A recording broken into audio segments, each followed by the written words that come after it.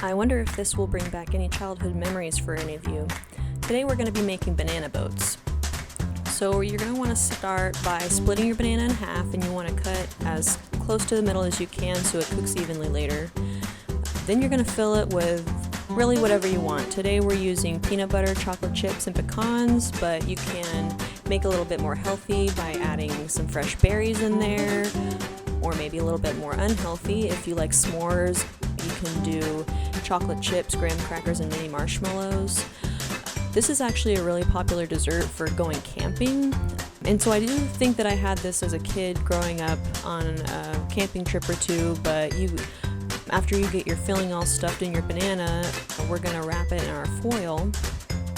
And so I will be baking this today, but another way to cook this is just by putting the banana on your campfire or on your hot coals after the fire's burned out. So you're going to want to heat your oven up to 350 if you're going to be baking it, or get your fire going. And then I will leave these in the oven for about 15 minutes or until they're soft to the tongs or to the touch. Be careful when you're unwrapping these. The foil does cool off pretty quickly, but the bananas will still be hot, and there's a chance that there's going to be some steam escaping, so just be cognizant of that and watch your fingers. Oh, those look so good.